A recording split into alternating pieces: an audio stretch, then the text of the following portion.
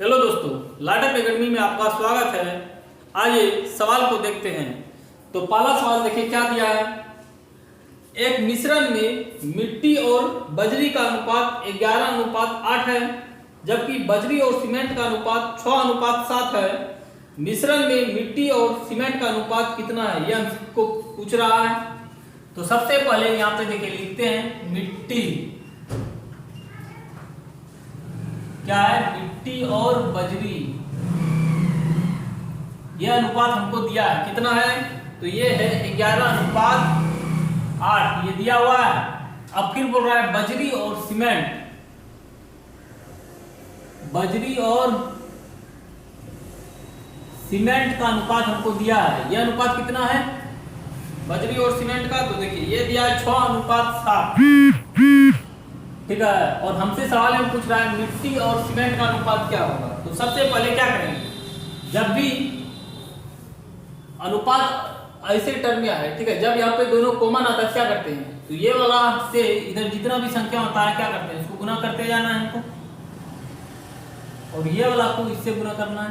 तो क्या होगा 6 × 11 66, 6 × 8 48, और 8 × 7 56 होगा।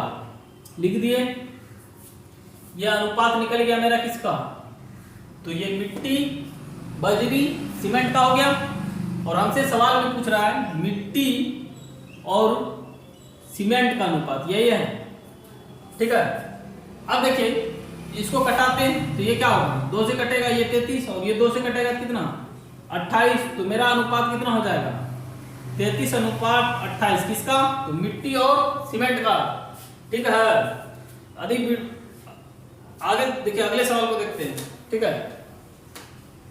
तो अगला सवाल देखिए क्या दिया है, अगला पढ़िए। अगला दिया है कर्मचारियों की 3 श्रेणियों को 1, 2, 3 के अनुपात में वेतन मिलता है।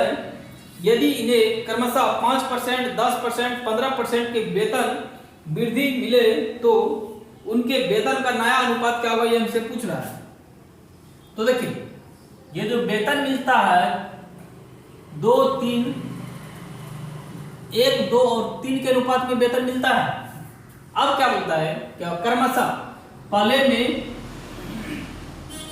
में बोल रहा है 5% का वृद्धि उसके वेतन में कर दे दिया जाए, क्या होगा, तो 5% वृद्धि का अर्थ कितना 105/100, और यहां से मान कटाएंगे कितना होगा 21/20 होगा, ठीक है। अब दूसरे में फिर 10% का वृद्धि का अर्थ क्या होगा 110/100, और कट के कितना आ जाएगा 11/10।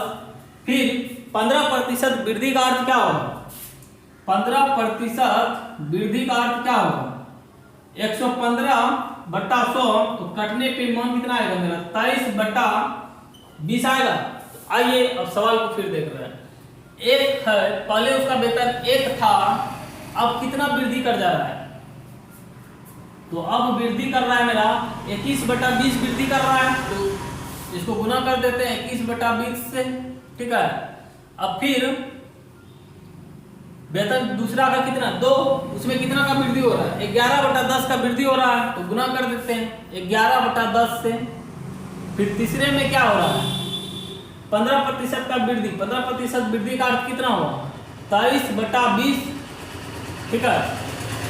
अब देखिए इसका रेशियो निकालना है, तो रेशियो निकालने के लिए क्या करेंगे, सबको पहले 20 से हम गुना कर देते हैं, तो नीचे वाला सब मेरा टर्म कट जाएगा। तो इसको जब 20 से गुना करेंगे तो ये कट जाएगा, 20 कितना बचेगा 21 × 1 21 होगा। ये अनुपात है, अनुपात दिए।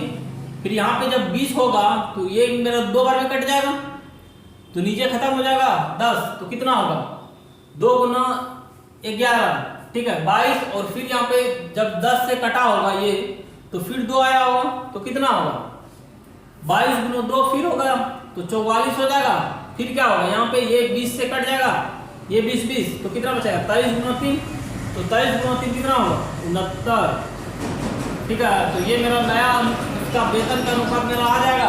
तो नया वेतन का अनुपात कितना आ जाएगा 21, 44 और 69, ठीक है। तो आंसर मेरा कितना आ जाएगा 1 नंबर, ए नंबर आंसर आ जाएगा। ठीक है, अब आइए अगले सवाल को देखते हैं। अगला सवाल पढ़िए क्या दिया है।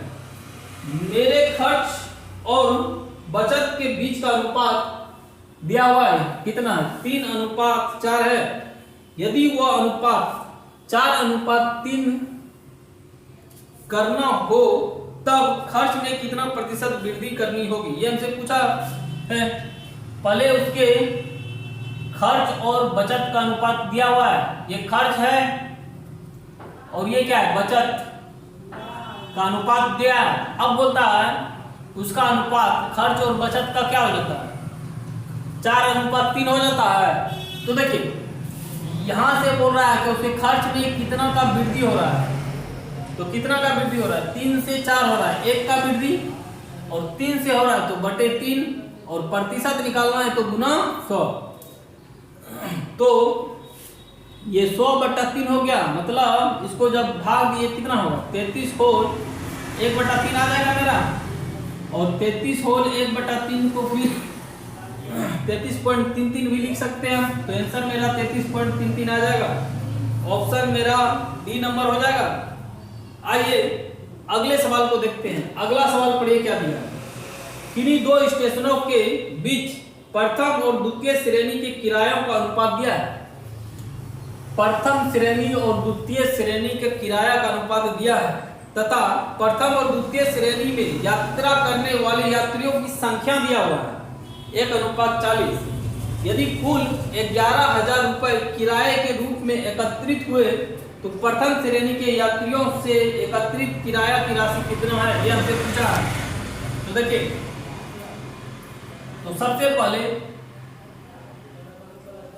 इधर प्रथम श्रेणी ये हो गया और इधर द्वितीय लिख देते हैं, द्वितीय श्रेणी हो गया। ठीक है, प्रथम श्रेणी के किराया कितना है, प्रथम श्रेणी का किराया 4 है, तो इसका कितना है 1, यह अनुपात भी दिया है मेरा।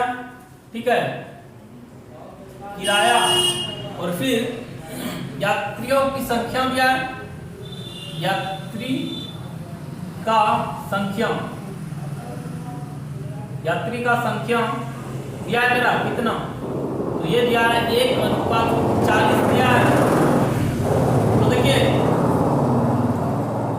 अभी ये संख्या दिया है, तो एक यात्री से 4 रुपया लेता है, तो ये टोटल कितना रुपया लिया होगा प्रथम श्रेणी के वाला से, तो ये गुना हो जाएगा दोनों। ठीक है, तो ये 4 और द्वितीय श्रेणी से कितना किराया लिया होगा, तो 40 गुना 1 40, यह अनुपात हो जाएगा।